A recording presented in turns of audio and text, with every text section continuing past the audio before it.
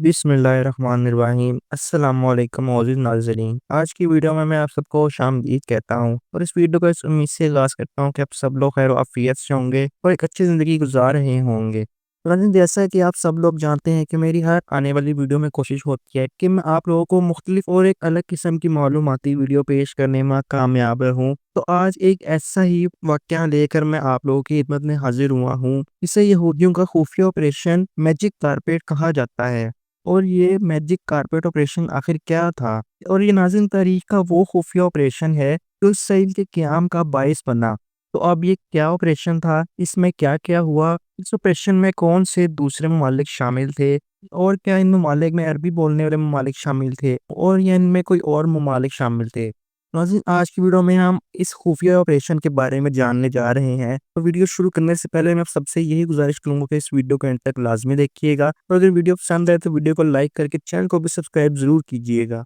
तो जी, जैसा कि हम सब लोग जानते हैं कि 1948 में इसराइल के क़याम के बाद मशरिक़ वुस्ता और शुमाली अफ्रीका में अरबी बोलने वाले ममालिक में रहने वाले तकरीबन 10 लाख यहूदियों को तशद्दुद और जुल्म-सितम का सामना करना पड़ा और नतीजे के तौर पर इनमें से ज़्यादातर अरब यहूदी इसराइल में हिजरत कर गए, जिससे नौज़ायदा रियासत में एक इंतहाई मतनूع यहूदी आबादी पैदा हुई। लेकिन नाज़रीन, इसराइल ने अरब दुनिया में मज़लूम यहूदियों को फ़ाल तौर पर बचाने के लिए एक तारीख़ी मिशन का आगाज़ उस दौर में शुरू किया और ये बात कुछ यूँ शुरू होती है कि जब 1949 में इसराइल के ऐलान आज़ादी के सिर्फ 1 साल बाद और ख़त्मी जंग बंदी के मुआहदे तक पहुँचने के बमुश्किल 2 माह बाद इसने इसकी महंगी दफ़ाई जंगी आज़ादी को ख़त्म कर दिया। और जब इसराइल ने अमेरिकी हिमायत के साथ खतरे से तो 4 लोगों को बचाने के लिए खुफिया और ज़रूरतमंदाना ऑपरेशन शुरू किया, जो कि यमन में यहूदी बरादरी एक दुश्मन अरब मुल्क में जिसने इसराइल के साथ सरकारी तौर पर जंग की हालत बरकरार रखी हुई थी।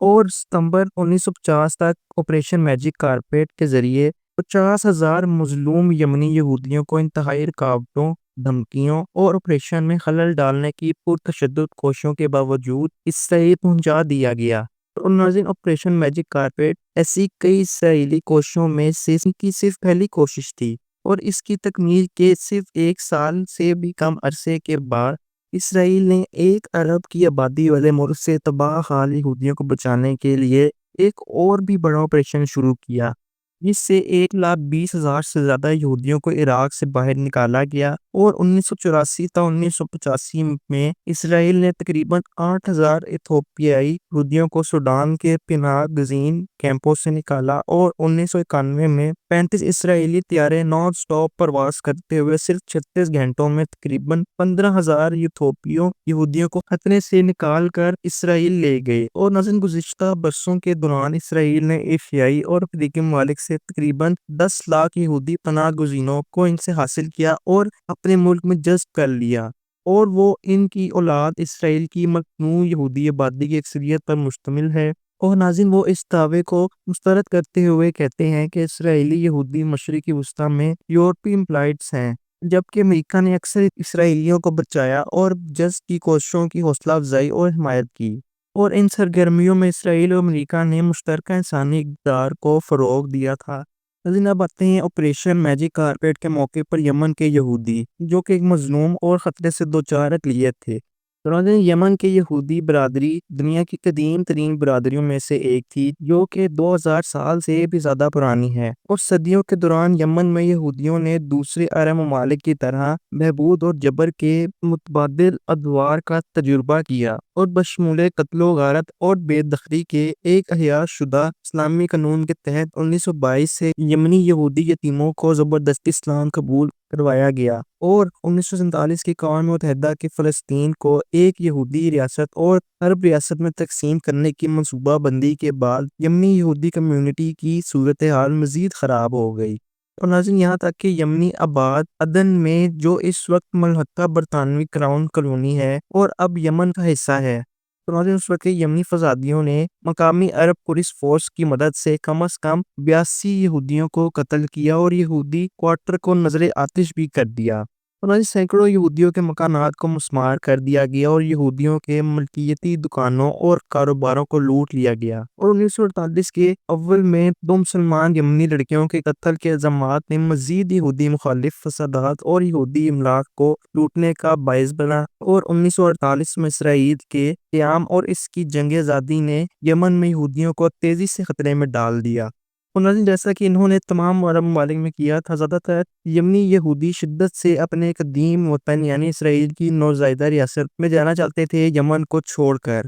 اور 1949 کے اول میں 2 اہم پیش رفتوں نے ان کی امید کی تکمیل کو ممکن بھی بنا دیا تھا۔ تو ناظرین، اس وقت کے یمن کے امام نے یہودیوں کی ہجرت کی اجازت دے دی، اور اگرچہ آزادی کی جنگ کے اختتام پر اسرائیل تباہ اور تقریباً دیوالیہ بھی ہو چکا تھا، لیکن اس کے پہلے وزیر اعظم ڈیوڈ بن گورین نے یمن کے یہودیوں سمیت فوری اور تیزی سے جلا وطنوں کو اکٹھا کرنے کا حکم دیا۔ تو ناظرین، اتنی مشکلوں اور تکلیفوں کے بعد بھی آپریشن میجک کارپیٹ تمام مشکلات کے خلاف کامیابی کا باعث کیسے بنا؟ تو ناظرین، اس کے بارے میں یہ کہا جاتا ہے کہ ایک بار جب آپریشن میجک کارپیٹ کو یمنی اور اسرائیلی حکومتوں کی طرف سے منظوری مل گئی تو JDC، جو کہ American youth joint distribution committee تھی، جو کہ بین الاقوامی یہودی انسانی امداد کی تنظیم تھی، نے یمنی اخراج کے لیے فنڈ دینے پر اتفاق کیا اور اسرائیل کے لیے یہودی ایجنسی کے تعاون سے اس نئے آپریشن کو منظم کروا دیا۔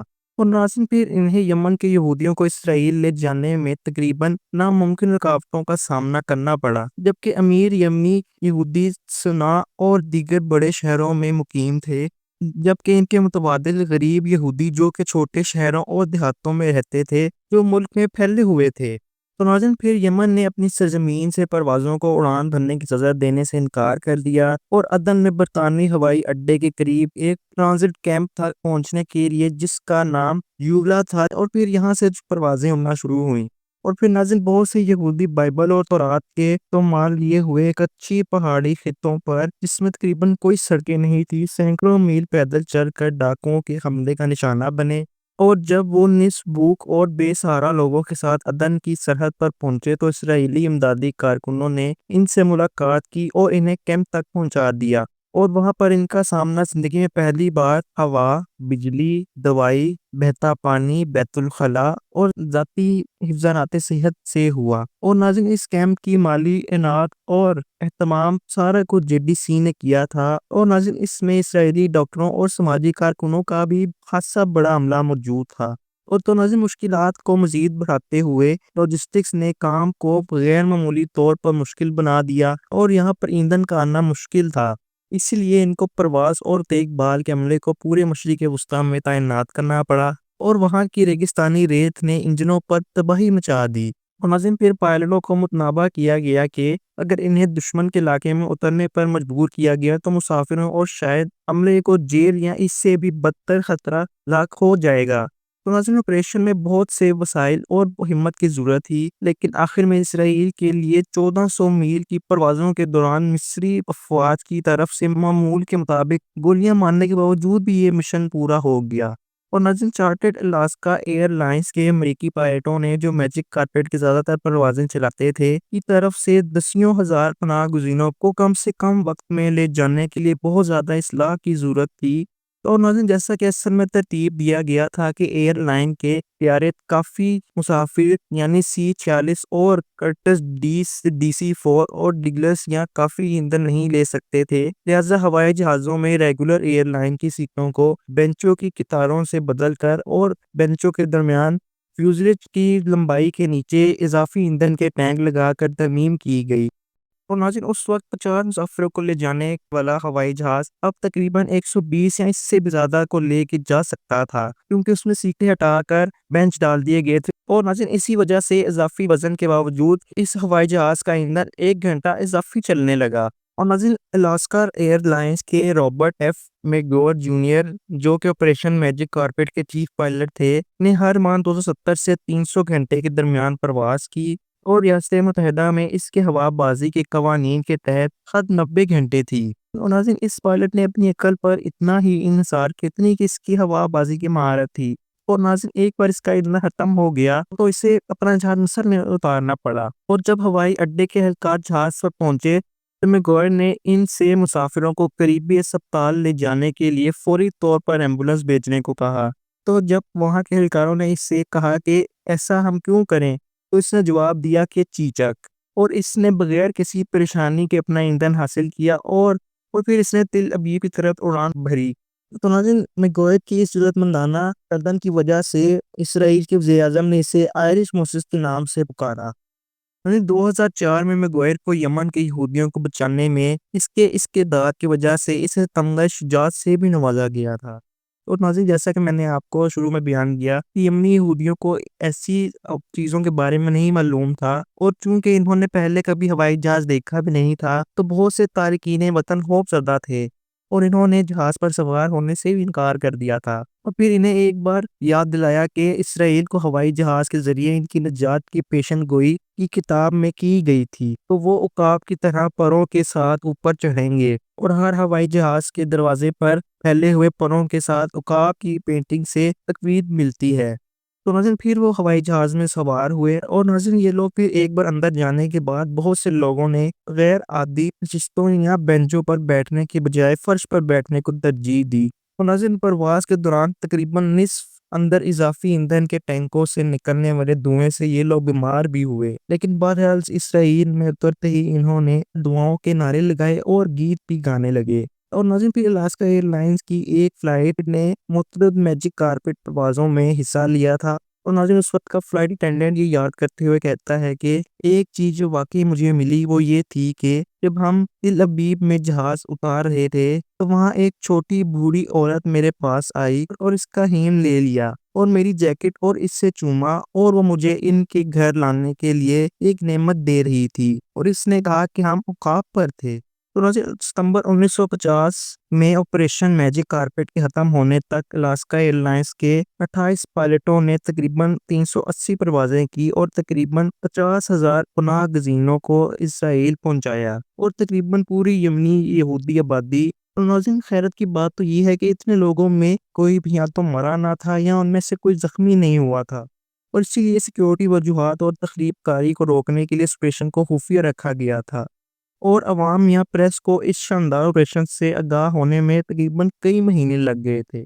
تو ناظرین، پھر اس کے بعد آتا ہے کہ جب اسرائیل پر پہنچ گئے تو میجک کارپٹ پناہ گزینوں کا سامنا ایک غریب اسرائیل سے ہوا جس میں ان کے پاس رہائش کے لیے بالکل کچھ وسائل موجود تھے، اور سب سے پہلے انہیں اس وقت کے تمام بے سہارا تارکین وطن کی طرح بڑے شہروں کے مضافات میں تاریخ ٹرانزٹ کیمپوں میں رکھا گیا تھا، لیکن جب وہاں کے حالات بہتر ہوئے تو انہیں زرعی بستیوں میں بھیج دیا گیا، اور پھر رفتہ رفتہ اسرائیل کی بڑھتی ہوئی خوشحالی نے انہیں اس قابل بنایا کہ وہ جہاں چاہیں وہاں رہیں اور ملک کے بڑھتے ہوئے معیاری زندگی میں اپنا حصہ لیں۔ اور ناظرین، اسرائیل کے اسکول کے نظام اور لازمی فوج سروس سے گزرنا ان کے لیے ایک عظیم مساوات تھی، اور انہوں نے یمنی یہودیوں کو خاص طور پر جو چھوٹی عمر میں اسرائیل پہنچے تھے، اسرائیلی معاشرے میں ضم ہونے اور زندگی کے تمام شعبوں میں نمائندگی کرنے کی اجازت دی۔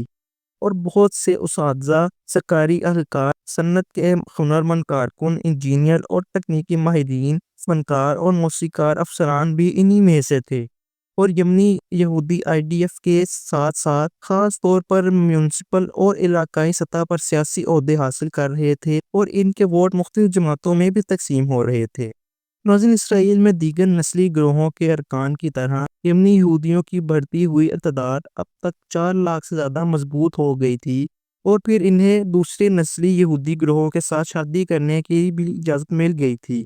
اور پھر ناظرین، اسرائیل بتدریج نسلی پگھلنے والے برتن بنتا جا رہا تھا، لیکن یہ نیو یارک کے میئر ڈیوڈ انگس کی یادگار کو مستعار لینے کے لیے انہوں نے ایک خوبصورت میوزک بھی بنایا۔ لیکن ناظرین، ان سب کے باوجود بھی یمنی یہودی اپنے ثقافتی ورثے کو نہ تو بھولے تھے اور نہ ہی چھوڑ رہے تھے، لیکن اس کے برعکس یمنی یہودی ثقافت یعنی خاص طور پر رقص اور موسیقی کے ساتھ ساتھ فنون اور دستکاری کو اسرائیلی ثقافت پر بڑا اثر ڈالا تھا، اور مشہور رقص کمپنی انبال نے یمنی روایتی شکلوں کو مغربی موضوعات کے ساتھ مربوط کیا ہے۔ ناظرین، یمنی فنون اور دستکاری بھی اب اسرائیل میں فیشن بن چکا تھا، اور یمنی یہودیوں خاص طور پر چاندی اور سونار نے جدید اسرائیلی ثقافت میں اپنے انداز کو کامیابی کے ساتھ متعارف کروا دیا تھا، اور اسرائیل کی ترقی میں انہوں نے اپنا ایک اہم کردار بھی ادا کیا تھا۔ नाज़रीन फिर 1950 के बाद से इसराइल ने बाकी मानदा यमनी यहूदियों को लाने के लिए कई खुफिया छोटे पैमाने पर इमदादी कार्रवाइयाँ शुरू की।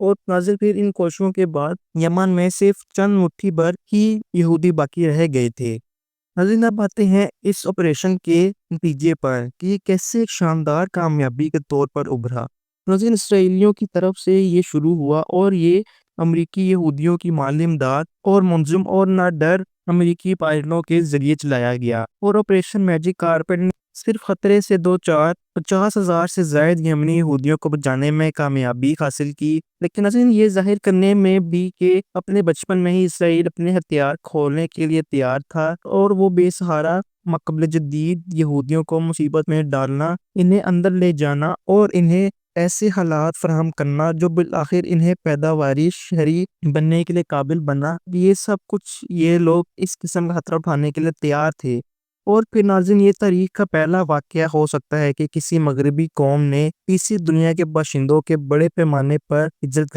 तमाम गुलामों के तौर पर नहीं बल्कि आज़ाद लोगों के तौर पर किया हो। और नाज़रीन जैसा कि मैंने आपको बताया कि इसके फ़ौरन बाद इसराइल ने इराकी यहूदियों के लिए और कई दहाइयों बाद इथियोपिया के यहूदियों के लिए भी ऐसा ही एक ऑपरेशन किया, जिसे इसराइल ने दीगर अरब ममालिक के यहूदी पनाह गज़ीनों को भी अपने मुल्क में अपनी मर्ज़ी से दाखिल किया। और नाज़रीन नतीजतन इसराइल एक नाक़ाबिले यकीन हद तक मतनूع मुल्क बन गया, जहाँ इसकी कम से कम निस्फ़ यहूदी आबादी का ताल्लुक एशिया और अफ्रीका से था। और बहुत से पनाह गज़ीनों को अपने मुल्क जज़्ब करने में इसराइल की नाक़ाबिले यकीन कामयाबी ज़्यादातर गरीब और माक़ाबिले जदीद सक़ाफ़ती इक़्तिदार में डूबे हुए थे। तो नाज़रीन ये वो वीडियो थी जिसमें मैंने आपको ऑपरेशन मैजिक कारपेट के बारे में तफ़सीलन बताया। तो नाज़रीन मैं उम्मीद करता हूँ कि आप सब लोगों को इस मालूमाती वीडियो से कुछ मालूमात हासिल हुई होंगी। लोगों के लिए भी ये वीडियो एक मुख्तलिफ़ किस्म की मालूमाती वीडियो साबित हुई होगी। तो फिर नाज़रीन इसी उम्मीद पर इस वीडियो का इख्तिताम करता हूँ कि आप सबको ये आज की मेरी मालूमाती वीडियो पसंद आई होगी। अगर वीडियो पसंद आई हुई तो मेरी हौसला अफ़ज़ाई बढ़ाने के लिए इस वीडियो को लाइक कर दीजिएगा। चैनल पर नए हैं तो चैनल को सब्सक्राइब करके बेल आइकन के बटन को ज़रूर प्रेस करिएगा ताकि हर नए आने वाली वीडियो का नोटिफिकेशन आप तक पहुंच सके। और कमेंट सेक्शन में भी अपनी राय का इज़हार ज़रूर दिया करें कि आपको हमारी वीडियोस कैसी लगती हैं और आप आने वाले दिनों पर किन-किन और कौन-कौन से मौज़ूआत पर वीडियोस देखना चाहते हैं, वो तारीख़ी हों, दीनी हों या दुनियावी। तो आज हम फिर मिलेंगे इससे अगली तारीख़ी, तहकीकी और मालूमाती वीडियो के साथ। तब तक के लिए मुझे दीजिए इजाज़त। दुआओं में मुझे याद रखिएगा। अल्लाह हाफ़िज़।